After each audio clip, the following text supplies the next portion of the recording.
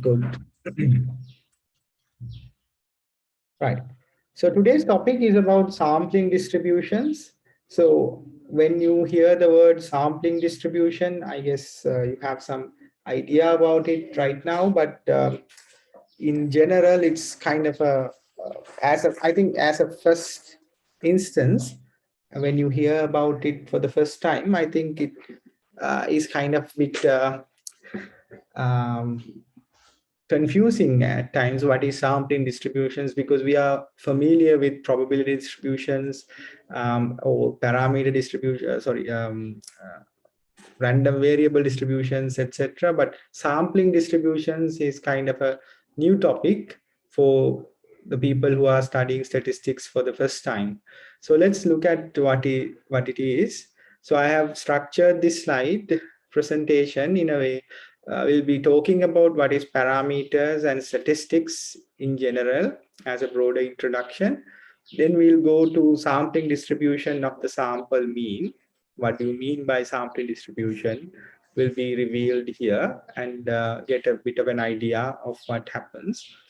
Then we'll talk about central limit theorem, and we'll then move to sampling distribution as a sample proportion, which I don't intend to do in depth in this particular lecture, but I'll give you a bit of an introduction to how the concept of sampling distribution and central limit theorem can be extended to other similar distributions and similar work. So because this is related to mainly about the normal distribution at first. Right. Okay, so what do you mean by parameters? We'll talk about first what is a parameter. Now, I'm sure that most of you are already familiar with what is population. So the population distribution describes individuals in a population. So if you look at the Sri Lankan population, you have the the younger generation, the kids, and then you have the older generation, particularly the people above 60, and you have the young or the working class people, maybe starting from 20 all the way up to 60, somewhere around that, and the mid-age people, young age people, teenagers.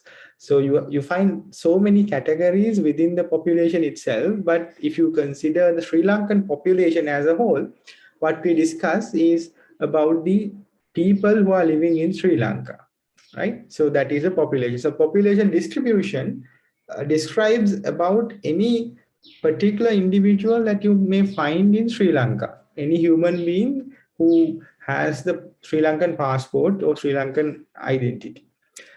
So a number that describes some characteristics of a given population. If you go back to our example, if you think about the Sri Lankan population, any characteristic that describes this population, maybe the average height or the typical height of a person, typical height of a man, typical height of a woman,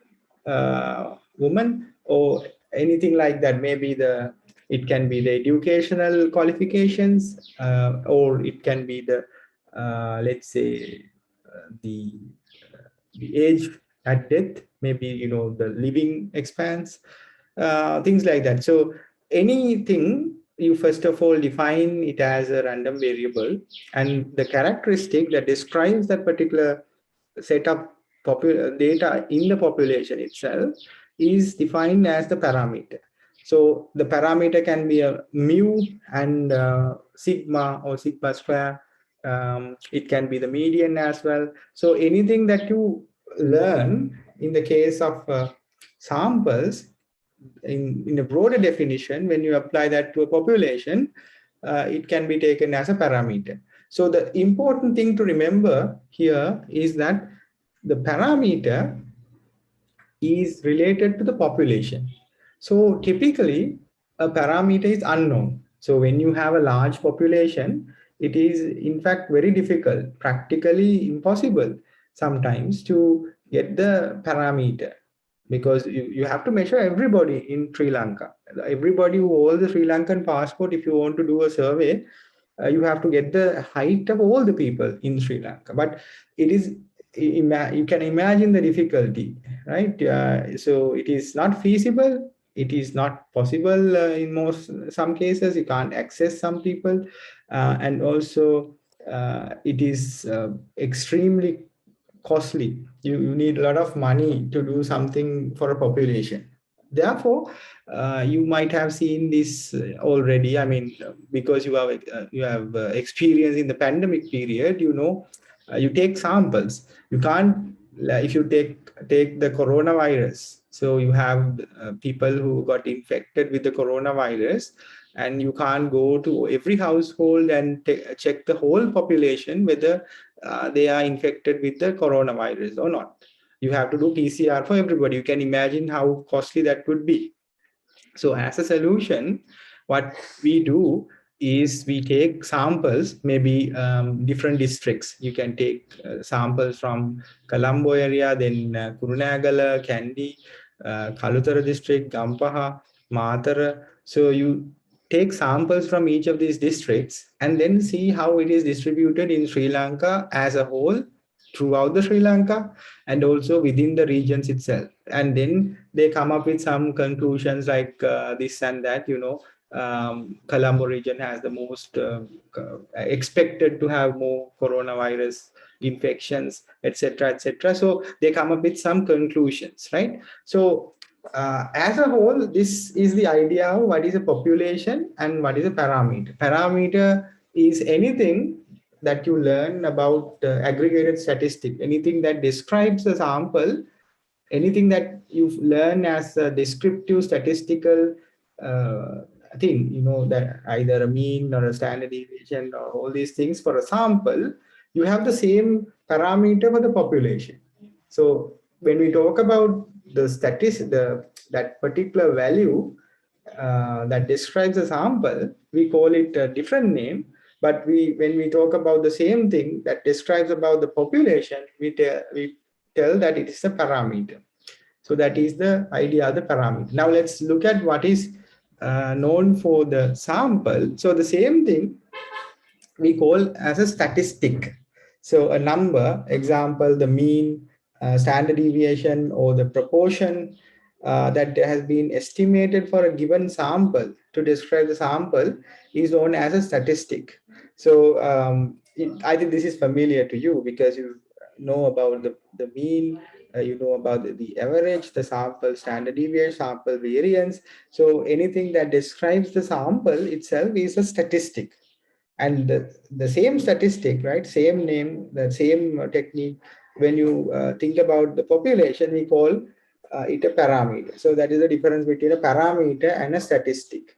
Identify this one very early because it is very important. A sampling distribution of a statistic describes the values of the statistic in all possible samples of the same size obtained from the population. Now this is a very important concept, and this is where the whole thing is applicable. Now I'll show you something. Give me a moment, I need to gather my things here.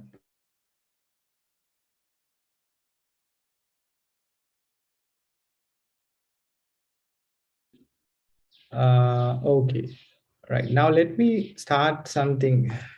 Now what do you mean by this word? For a given sample, to describe the sample is a statistic, right? A sampling distribution of a statistic describes the values of the statistic in all possible samples of the same size obtained from the population. Now let's think about a very simple example, okay? So think about 5 numbers. So I'm considering 5 numbers here. 1, 2, 3, 4, 5. So these are 5 numbers. So this is, imagine that this is my population. This is just an exercise, okay? So imagine that this is my population.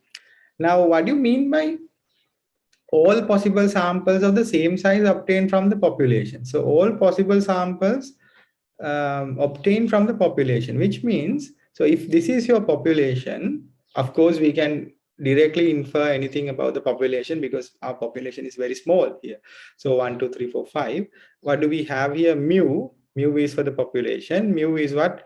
The sum of these things, 1, 2, 3, 4, 5, divide by the number 1, 2, 3, 4, 5, right? So the mu is 3, 6, 10, 15. So mu is 3. So we'll forget about the standard deviation and variance. We'll stick to this. So mu is 3 because this is our population. Now imagine, because we can't take the whole population, we are taking n equals 3 samples. So n is equal to 3. We can choose how many samples. First of all, tell me, are you familiar with the NCR, number of choosing, and NCR and NPR? Are you familiar with that? You can tell me if it's not so. Are you familiar with NCR and NPR?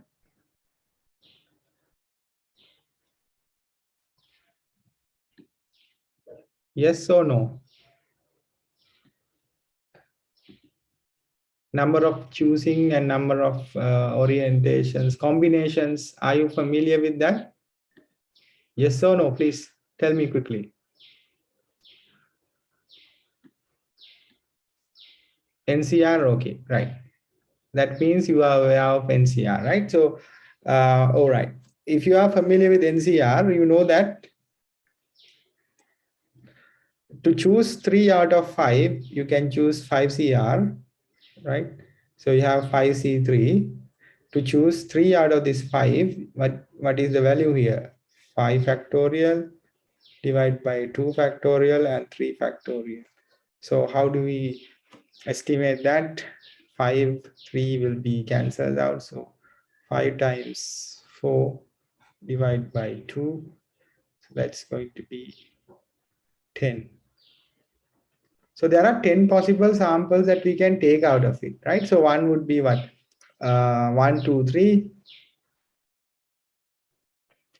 The other one would be 2, 3, 4. And maybe someone else would pick 1, 4, 5. And someone else might pick 2, 4, 5. And someone else might pick 2, 3, 4, 2, 3, 5. Right, so according to the math, we'll have 10 samples like that. So if you take X bar for these samples, we have what, 6. 6 divided by 3, that is 2. And this is 5, 9. 9 divided by 3, that is 3. So you have 5, 5, 10. 10 divided by 3, that is somewhere around 3.3 something. And we have 6, 5, 11. 11 divided by 3, that is 3.6 something. So 5, 5, 10. Again, we have 3. So as long as you do this math for n equals 3, you will find a set of values like this for the sample mean. So these are X bars. So X bars can be different values depending on the sample that you choose, right? So this is known as the sampling distribution. This is the idea of sampling distribution. So a sampling distribution means of a sampling distribution of a statistic is the sampling distribution of these X bars. So here you have one X bar as 2, another as 3, 3.3, 3.6, and you have another 3 here. So if you closely look, what is the frequency of 3 here? 3.3, of course, 1, 3.61. For this particular sample that we took, 2 has a frequency of 1, but 3 has a frequency of 2. If you carefully look, you have 2 3s here. Now we'll come to the point where we discuss about why this happens like this. But if you closely look at this, you can see the distribution of X bars itself has different values. You can have different X bars depending on the sample that you choose. So all possible samples of the same size obtained from the population, when we do so, which means 10 samples depending on NCR, of course, you can go up to NPR if you choose to select two of the same, like three of the same number, like 3 ones, 3 twos, 3 threes, etc. Right? So in that case, it's not NCR. You can go for n factorial because you have, in fact, you can have 10 to the power, so 5 to the power 3, because you have 5 possible outcomes for each position. So 5, 5, 5, right? 5 to the power 3, because if you are going to choose the same, right? In this case, I just avoid discussing about those things. We'll talk about the same size for different samples, and all possible samples means those all possible samples, not only NCR, right? So we use given statistics to estimate this respective unknown parameter correspond to the population. So the idea here is that we use a statistic to talk about the population. And that is called statistical inference. So statistical inference is about making decisions about a population based on the information contained in the random sample. Like in the case of coronavirus, you take sample of 25 PCRs from Colombo district and then talk about the Colombo district as a whole. So that's statistical inference.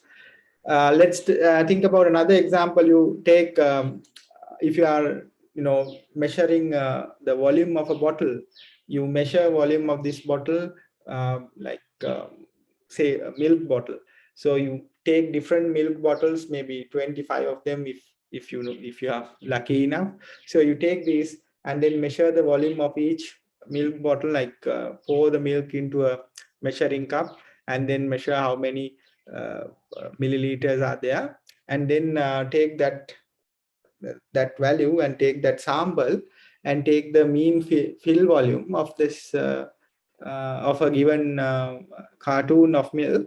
Then from the sample average, you can talk about the whole set of productions for that particular milk bottle. So in that case, what we do is a statistical inference about the whole milk cartoon set available in the market, but just by looking at the sample that we have. We call it statistical inference. So the probability distribution of a statistic, like that the one that we saw here for the X bars, we call this one a sampling distribution, right? So that's the idea. So the sampling distribution of the mean, now I think you understand what it is. Sampling distribution of the mean means all those means taken as a probability distribution, and that is called the sampling distribution. Now let's go for an activity. Propose a sample of any 10 numbers. So pick any 10 numbers from the number sequence 1 to 100. I want everybody's participation here. So please select 10 numbers and do your math. Okay, I'll explain this a bit. So select a sample of any 10 numbers from the number sequence 1 to 100. We call this a simple random sample. In this random selection of subset of 10 numbers from the population. So our population is the number sequence 1, 2, 3, 4 all the way up to 100. Each member of the population has an equal chance of being selected, right? So you have 1 in entire sequence, 1 2 in entire sequence, 150 in entire sequence. So they all have the same probability of being selected. In such cases, we call this a simple random sample, SRS. So each member of the population has an equal chance. Therefore, typically data is collected from a very large population to achieve the SRS. In our case, we will select from the population 1 to 100. So everybody select any number of any 10 numbers that you wish from 1 to 100 sequence. So anybody, please everybody select 10 numbers and calculate the sample mean for your sample. That is your selection. Say somebody may pick say 1, 2, 15, 20, some numbers, 10 numbers. and estimate the sample mean for that sample, right? Sample mean for your sample. And after that, please send me a message, a chat message, mentioning your X bar, mentioning your sample mean. Can you do that? So I'll give you some time to do that. Pick 10 numbers from 1 to 100 and then calculate the mean and send it to me.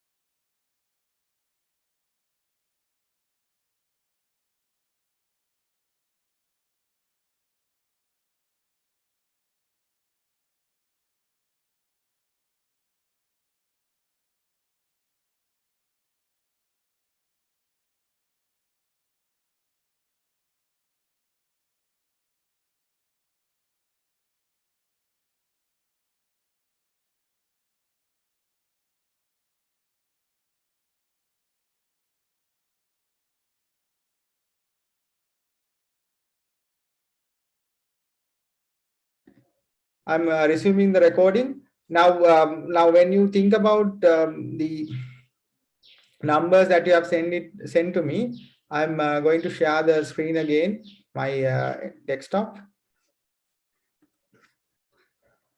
So I have recorded your numbers.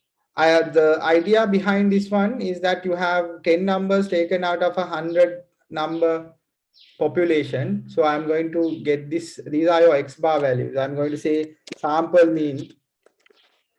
So you have the sample mean here.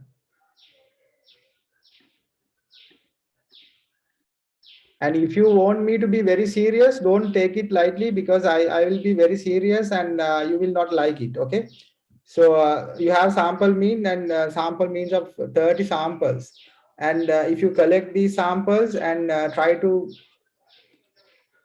get the distribution, the histogram of the sample, what I wanted to show you is that you have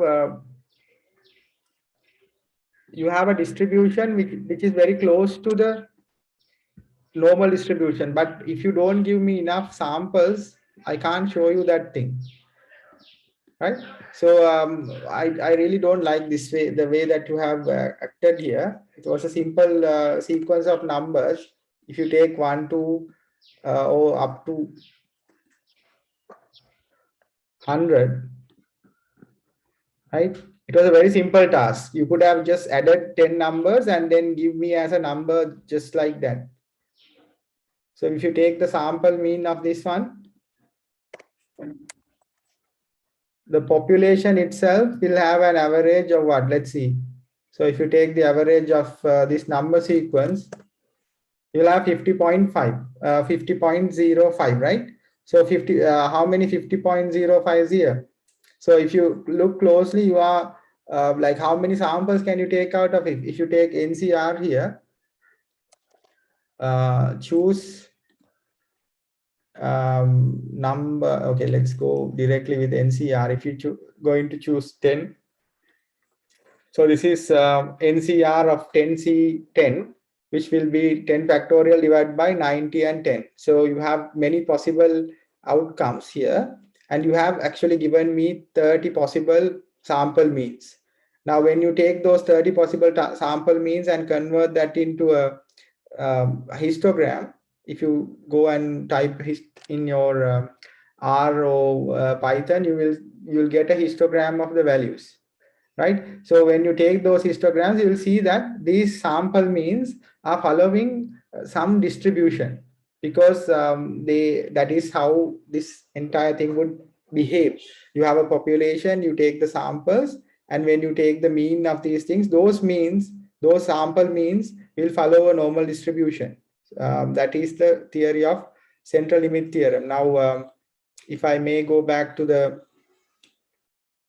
slide presentation, when we had that if we had those results, we could have discussed about this one in general. But I don't like that you didn't give any concern to this, right? So the law of large numbers means the sample mean must approach the population mean as any increases, which means in your case the sample mean would be reaching somewhere around 50.5 for when you consider all the possible X bars. So you took 10 different people taking different means. So a different sample means we could see that the distribution is reaching to population mean as your n increases. So the larger the sample numbers and the sample means that you take, you can see that the X bar is approaching the population mean.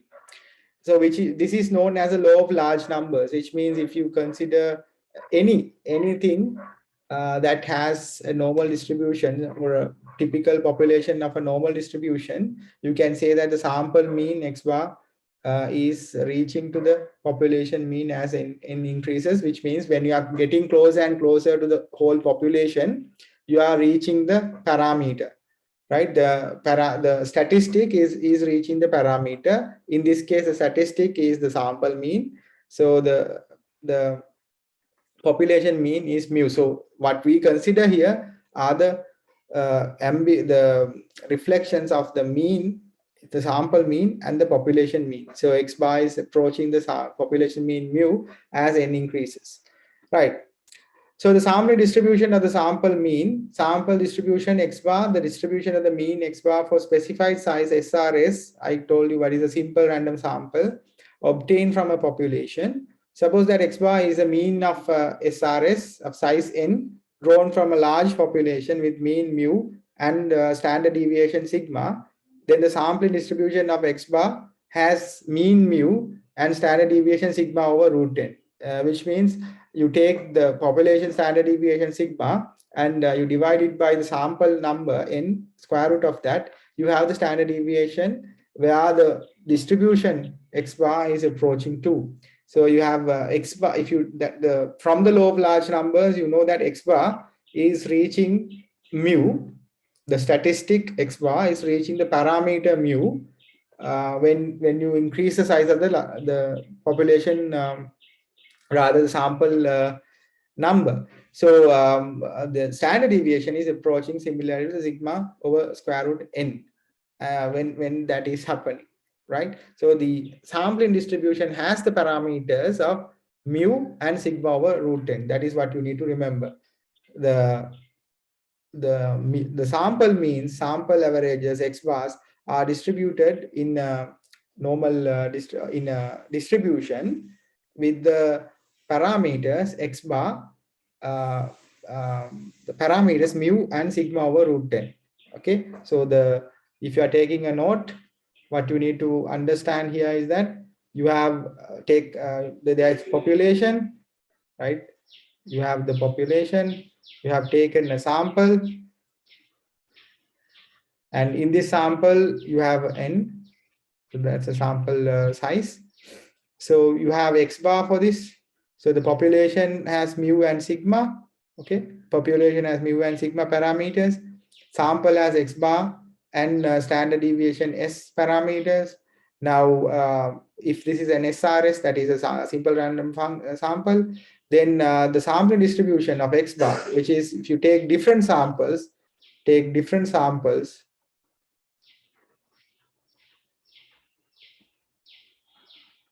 from the population, and if you take X bar 1, X bar 2, X bar 3 for all those samples, different X bars, like what I asked you to do, which you did not do properly. So when you take X bars and X bar 1, 2, 3, 4, etc., and create a distribution for these X bar values, then that distribution has a mean of mu. So X bar distribution has a mean of mu and a standard deviation of sigma over root 10. So that is the idea of sampling distribution for X bar. Okay, so whenever we talk about the mean values itself, for a given sample, that is also distributed in a larger distribution, the sampling distribution of mu and sigma over root 10. So don't confuse this mu and sigma. This mu and sigma belongs to the population. X bar and S and N belongs to the sample, and the distribution of X bars has the parameter mu and sigma over root 10. Okay, so these are three different contexts. So remember them as is, right? So that is about the sampling distribution of the mean. Let's look at the central limit theorem. The central limit theorem says that when n is large, that is the n is the sample size. When n is large, the sampling distribution of X bar is approximately normal. So that if you remember previously, I told you when I talked about the law of large numbers that unintentionally I told that the sample is approaching a normal distribution, which is not the case all the time, which is but it happens most often. So the central limit theorem says that when n is large enough, when n gets large, the sampling distribution of X bar is approximately normal. So in other words, if you go back to the previous slide and talk about the sampling distribution of the sample mean X bar, then it has a distribution with the parameters mu and standard deviation of sigma over root 10, right? So when n gets larger and larger, the sampling distribution of X bar is approximately approaching a normal distribution. So the shape of the distribution X bar is normal or not, depending on these these points. So the first one is if individual observation X is taken from a population having a normal distribution, then X bar follows a normal distribution. So if your population itself is following the normal trends, so if it is a normal distribution, your population, like the case of the Sri Lankan population that I described, if it is following a normal distribution, you take a sample from take an individual observation from that population. So in such case, you are referring to this one. So individual observation is taken from a population having a normal distribution. In such case, X bar, which is the sampling, the samples average or the sample mean, if you take different samples and think about the distribution itself, so those X bars will follow a normal distribution. So that is the condition one. The second one, even if the population does not follow a normal distribution, so you may find population that is not following a normal distribution. Now, in the case of our random numbers taking from 1 to 100, I was trying to limit that to that range. Otherwise, I could have asked you to select different 10 numbers as you please, but still you will not give me that message, right? Still you will not give me that thing, because if I ask you to do that, now I ask you to give me 10 numbers, but you didn't give me enough, right? So that means that you will not do that same thing even if I ask you to do it for any numbers, right? Even if the population does not follow a normal distribution, the distribution of X bar is approximately normal when n is large, which means if you take more than 30, but you didn't give me even more than 30, you gave me only 30 messages. You had 48 participants apart from me, but you didn't give me even at least 40 or 45. So usually 30 or more, when we think about large number of samples, when n is large, so X bar is approximately normal.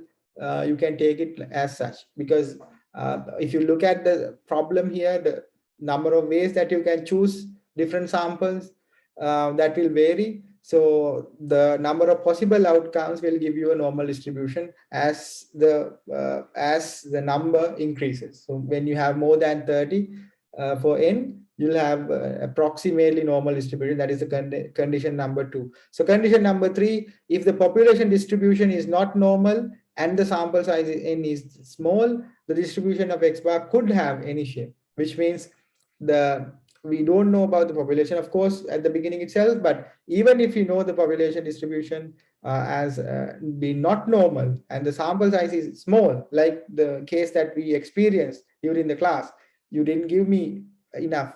So the size is small. The distribution X bar could have any shape. So we can't really observe that the normality, the distribution as a normal distribution, because we don't have enough observations, right? So these three conditions, remember the first one, if X comes from a population that is normally distributed, then the sample distribution has a normal distribution X bar. For even if the population is not normal, but when N is large enough, then you have an approximately normal distribution. But the third condition states that if the population distribution is not normal and your sample size is also small, then the distribution of X bar could have any shape other than, it can be normal, and it also can sometimes be not normal as well. So from the central limit theorem, we can get this one, because now for the two conditions above, for the first two conditions, we know that X bar follows the normal distribution, or X bar is approximately normal when N is large enough. And in such cases, we can go back to the normal density curve, as the probability distribution of random variable X for the X bar will be following the Z normal distribution with the mu and sigma. So I think Z here, I think there is a typo here. X bar minus mu over sigma over root 10. There is some mistake here. I'll re-upload the slide, so please take a note. This should be, there's a typo here. This should be changed to X bar minus mu over sigma over root 10. Right, so I'll adjust that slide and upload it, re-upload it. So keep this as a note, X bar minus mu sigma over root 10. So because we know that the sample distribution approximately is distributed as mu and sigma over root 10. If you remember, the transformation of a Z variable is X minus mu over sigma. So following the same notion, we can follow the Z here as X bar minus mu over sigma over root 10, because sigma here is sigma over root 10 for a sampling distribution. For any sampling distribution is like that. So this is Z is equal to sigma over root 10 here. And when you convert this into X bar, the distribution of X bar is Z, any value that is taken from the normal distribution, that is approximating the normal value for that particular X bar. So X bar is equal to sigma times sigma Z times sigma over root 10 plus mu. Mu is the population mean, right? So population mean stands like that, and you have sigma from this normal distribution curve. This goes like that, and sigma is from the population, and N is your sample size. As you can see, depending on your sample size, the X bar will, the Z value will vary, and so as the sample number. If you are looking for the sample number, which is like if you are going for a market survey or any sort of a survey, you need to define the number of samples that the number of sample that you are going to take from there. So you have to use this idea to define the number of observations, number of samples that you are going to take to do that exercise. Now I want you to do this question. Example 1, a chocolate factory manufactures bags of chocolates that have a mean weight of 100 grams and a standard deviation of 10 grams. The distribution of weights is normal. So going back to the first condition of this slide, it is given that the population is having a normal distribution, right? So the mean weight of 100 grams and a standard deviation of 10 grams, the distribution of weights is normal, which means the sampling distribution, X bar distribution, is also following a normal distribution. Find the probability that a random sample of N equals 25 bags. So you pick 25 bags from the manufacturer's set of the final products. You take 25 bags from there and find the probability that from these 25 bags, whether they'll have an average weight less than 95 grams. So you can have number of possible 25 bags taken out from the population, So the question asks you to find what is the probability that when you pick 25 bags, the average weight of that sample is less than 95 grams, right? This time I'll be very specific. I'll give you 10 minutes to do this question. I need your answers. Send it to me in the chat.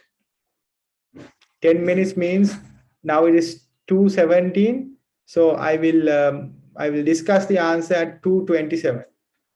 So you can work this out now.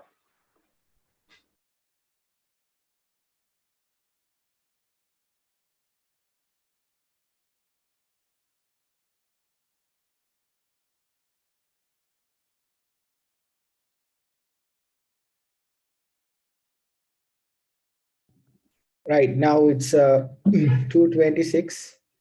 I'll just start scribbling things. Now you have this already. You have the answer for this one. But why did I give you this to have practice during the lecture? It's because the concept is new to you, and when we discuss about these things during the lecture itself, you get that the practice and a better understanding of how to solve questions, how to approach such problems when you find them. So even though you have the answer in the next slide, you should try them by yourself. Okay, so I'm not going to go into details and ask you whether you have done it or not, but you have to have that enthusiasm or that idea of learning during when you can. Otherwise I don't know how to tell you how important it is to get these concepts going.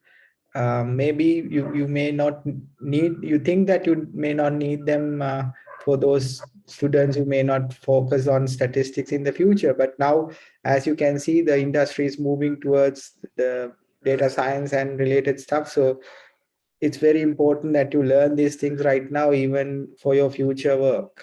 Right. So you have 100 grams and standard deviation of 10 grams. The mean weight, this is mu of the population, and this is the sigma of the population.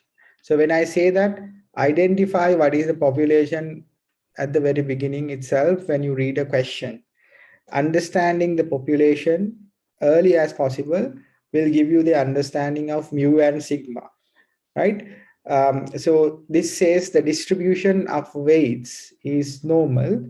So we know that it is a normal distribution, and X bar should follow a normal distribution, which means X bar, the sample means should follow a normal distribution with a mean mu, and the standard deviation is not sigma for the X bar distribution. It is sigma over root n.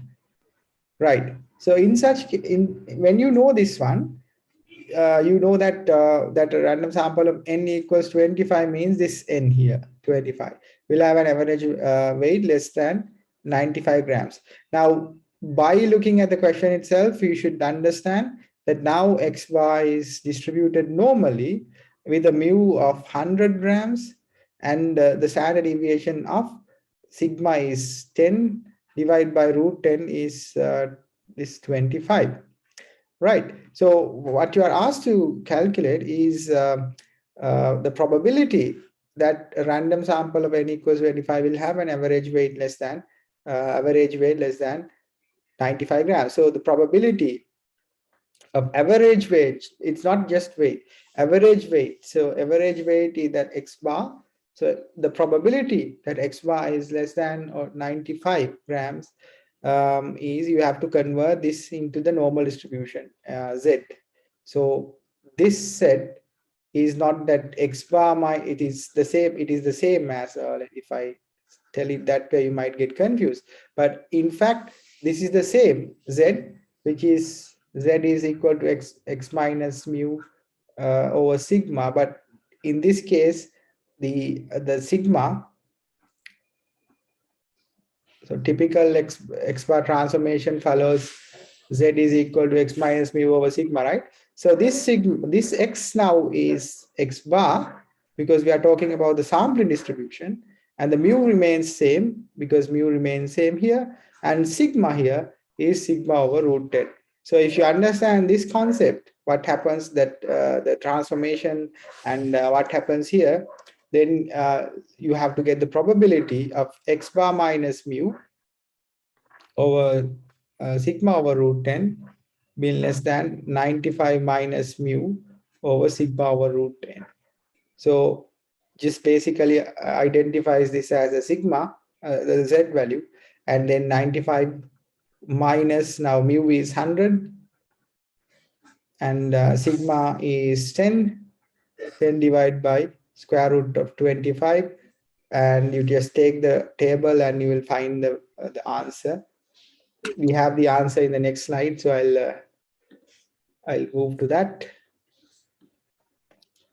So the answer is, we first of all find what is the sigma for x bar, standard deviation for the sampling distribution, and the standardizing the point at x bar equals 95, you convert that into sigma.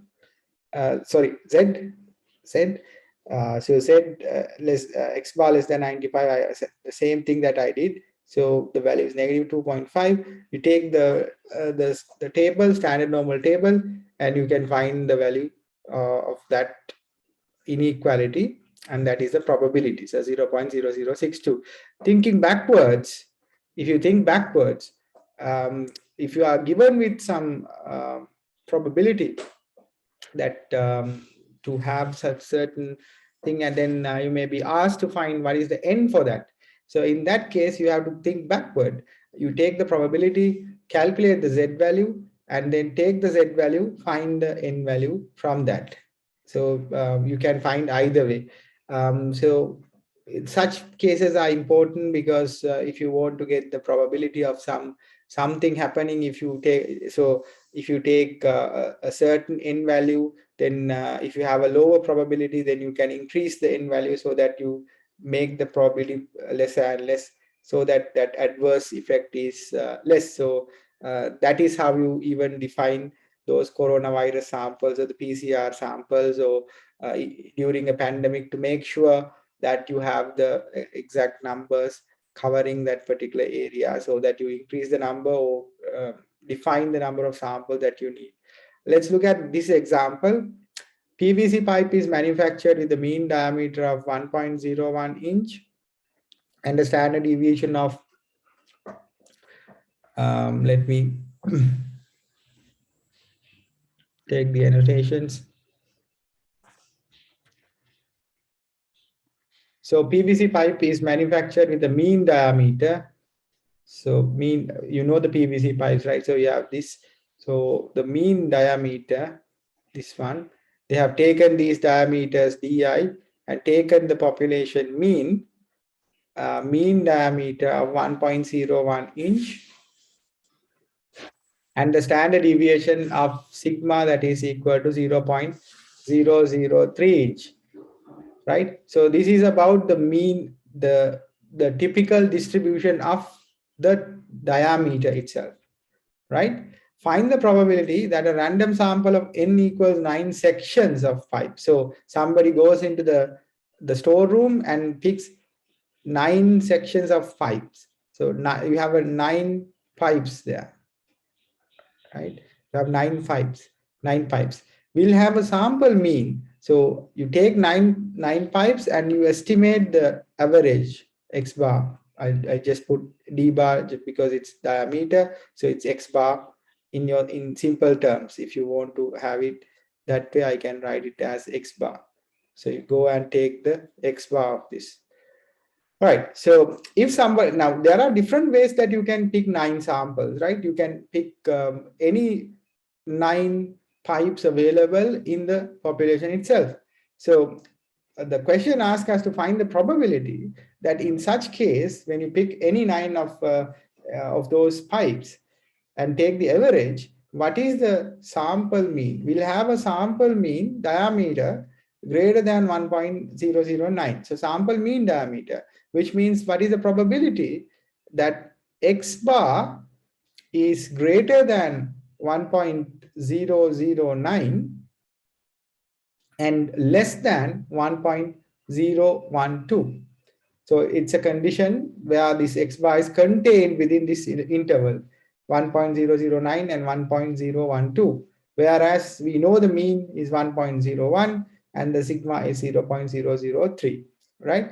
So when we know when we have a context like this, the first thing that we have to do is to identify whether the X bar is normally distributed, whether X bar can be normally distributed. So there are three conditions that I told you earlier. So the first condition is if the sample, if the uh, if a single is a single variable or an individual observation is coming from a normally distributed sample, normally distributed population, sorry, then you can assume that X bar is normally distributed. But we don't have that particular condition here, and we don't have that information about the PVC pipe sample, but we can assume that the second, in such cases, we can assume the second condition, which is larger the n value, the average is approximating to the mean mu. So we can assume that X bar is normally distributed. So you have to write that assume X bar is normally distributed with a mean mu and a standard deviation of sigma over root 10. So any you take a sample and that sample average is distributed normally with a mean mu and a standard deviation sigma over root 10. So you have your sigma, you have your n, which is 9, and you have your mu. You just then you need to write down this X bar as given as mu. So your mu is 1.01 and your standard deviation is going to be sigma, that is 0.003 over root 10. So root 10 is going to be square root of 9. Right, now we know that X bar is distributed like this. Your mu X bar is 1.01, sigma X bar is 0.003 divided by root 10, that is 9, square root 9, that is 3. So obviously you get 0.001 for sigma X bar. And after that, it's very simple, like the same thing that you did with the Z for a normal variable, that is X minus mu over sigma, that is for a normal variable, normal individual observation taken from a normal distribution. You can get the Z value like that. But now we know that the X bar is distributed normally with the parameters of mu and sigma, but sigma is sigma over root 10. Therefore, this sigma becomes sigma over root 10 for the condition here. Therefore, X bar, we convert to Z value as Z is equal to X bar minus mu. Mu is 1.01 and sigma is sigma over root 10 is 0.001 from this calculation 001. I kept it like that and I put it here for considering the space here. So when we have this said, then you just need to include that in the probability calculation. So 1.009, we need to convert that into sigma. So minus 1.01 divided by 0.001, and that is X bar minus 1.101 divided by 0.001 and contained in the boundary of 1.012 minus 1.01 divided by 0.001. So you will get a value for this. You will get a value for this, and this is of course Z, and you'll get a value for this. And you know how to look at the table. You go and look at the table. So what we need to find is something contained in the, I'll just mark it as Z2, Z1 here because it's the larger value, and Z2 here. So you need to find the probability that this distribution is contained within Z1 and Z2. So you know how to do it. You take the normal distribution. First of all, get the probability that is where Z is less than Z1, and get the probability of where Z is less than Z2, and just subtract this one from that one. Then you will be getting this distribution or this probability, and that probability is what you need to find. So that is how you give the answer to that question. For the second question, a carpet manufacturer claims that the length of the carpet, so there is a carpet manufacturer, I'm going to use a different color for this question. So you have for those who are looking watching the recording later, I'm using a different color. So previously I was answering for the Q2. What happened there? Right. Right. Previously I was using a different color to answer Q2, but now I'm answering Q3, right? So this color is for Q3. Where are my annotations? Right.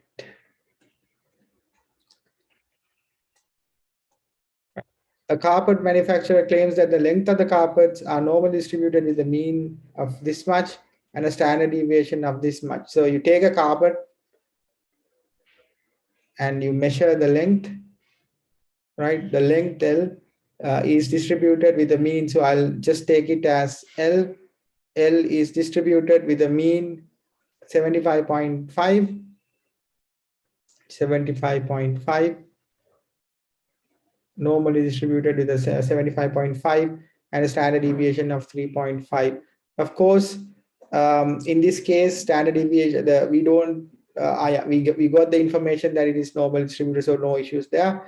Find the probability that a random sample of N6 carpet, so you have a population of carpets, you take any number of, any 6 carpets from that. So your selection is random, you can pick any 6 carpets from that population. But the question asked us, what is the probability that a random sample of n equals 6 carpet samples will have sample mean length, that is x bar, exceeds 75.75. So the question asks us, if you take those samples and get the x bar value, and what is the probability that any average length is greater than 75.75. So in order to get this question, you need to convert, the method is to convert this to a standard normal where Pz is greater than Z value. So to convert this into Z value, you need to identify the distribution parameters. So the parameter for the X bar, the sampling distribution is normally distributed with a mu and a sigma over root 10. So you have your sigma and you have your root 10. So X bar is distributed as mu 75.5, and the sigma over root 10 is sigma is 3.5, and the root 10 is the square root of 6. So when you have this one and then convert this into Z, Z is equal to X bar minus mu over sigma, but in this case sigma is sigma over root 10. So we are going to have a Z value like that. So you convert that. So 75.5, 75.75 minus mu, that is 75.5 divided by 3.5 divided by the square root of 6. So you get a value for that. You need to estimate the probability of that Z value being greater than the estimated Z value. So it's like this. So either you can follow the one way of following is that if you have the negative distribution with you, you can get the probability less than the negative value, and by symmetry that is equal to the positive probability. Or you can follow 1 minus that probability, where you take the probability less than this one, and 1 minus that value will give you the same probability. You can follow either ways to get the answer. So I have given you the answers for these two questions in the next slide. So the first question is 0.8385, and for the second question, that is 0.4305. Okay, so please try them, try to answer them taking your time, understanding the concept. Like when you understand the concept, repeating it with 4 other questions would help you to understand how to answer. And some of you might want to have some more experience, some more practice with the normal distributions. So this is also a very good start to learn both, because we are converting the values to standard normal. So if you practice the questions, then you will get some idea about the normal distributions, how to answer the questions related to that as well. So the last part is sampling distribution of the sample proportion. I will not talk about it today. Maybe in the next lecture, I'll give a little bit of an introduction to that and talk about the proportions with respect to the sampling problems, and then that will be much clear. But I'll just talk about the slide itself. P hat be the sample proportion. Sample proportion is like you have a value and then you take a proportion of it, like you have a cake and you take one piece of it. So it's a sample proportion. The success and the failures are there. So you have cakes and not cake sample. So it's a binomial condition. Success in SRS of size n drawn from a large population of having P of successes. The mean and the standard deviation of P hat are distributed as P n square root of P 1 minus P over n. So as I told you, the distributions have, the sampling distributions have their own parameters, which we call them linked with their original population. So in the case of P hat, that is Pn P times 1 minus P over n. We have to normally, because to do the questions, we have to approximate them to the standard normal curves. Then we can easily use the tables and do the answers. We have to get it approximated to the normal. So that is the only concern why we are so much worried about trying to map one distribution to normal distribution, right? So draw SRS of size n from a large population having population proportion P of successes. It's like pass and fail. So you have a proportion of pass people and the fail people. So P indicates the pass, that is the successes. Let X be the count of successes in the sample. So you take a sample out of that, and the success is equal to X over n, right? So obviously the failures will be 1 minus X over n. Be the sample proportion of success. When n is large, the sampling distribution of P hat is approximately normal. So that's why as I told you, we try to make sure that we are in the approximate region for the normal, so that we can use that idea to to extend that idea to do our calculations. So it's normal distribution distributed with a P for mean and the P times 1 minus P over n for the sigma. All right. So as a rule of thumb, as I told you, we will use this approximation only for values of n and p that satisfy np greater than or equal to 10. So you have a, say, 50% success, right? So 50% success means p is equal to 0.5. So in such cases, your n needs to be at least 20. Otherwise, you can't match this criteria. N times p should be greater than 10. And of course, n times 1 minus p should be greater than or equal to 10. Which you can think about this one in your leisure time. If you have n, the successes are p and the failures are going to be what? N minus p, right? So n minus p plus p is going to be n. So n times p means like p is a fraction. P is a fraction. It's a 0.5. So n minus np is going to be the failures. So n minus np is going to be failures, means n times 1 minus p is going to be the failure. So in a nutshell, this is about having this criteria so that you are doing a valid approximation for the normal distribution. So what you need to understand is, as a rule of thumb, if np is greater than 10 and both condition needs to be satisfied, n times 1 minus p, which is the failure criterion, should be greater than 10 as well. So in that case, you can use this normal approximation and do your calculations and further look into the problems that are presented and also analyze the problem. So this is again about normal approximation. So again, you will be using the normal tables, which is kind of something that is good in one sense. You can practice more and more. And if you are good with using the normal tables and know the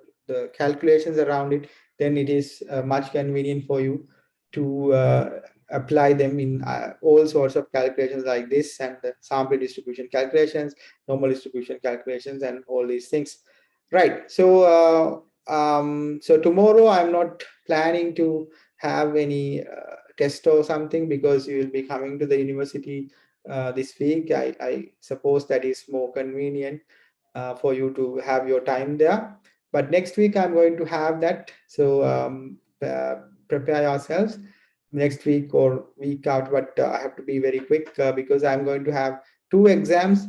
One for pre-exam as a mid for the mid question for the mid questions, because I want to see how you perform, and I'll give you a proper mid after that as well. So I need to do it as quickly as possible to have more time for as a cushioning time for the future.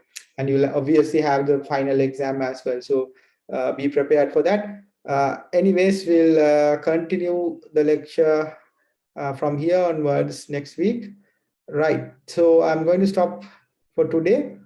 Which section do we get for the midterm? Yeah, we have MCQ. We have so I'll decide what we'll have. So MCQ paper will be maybe you are not so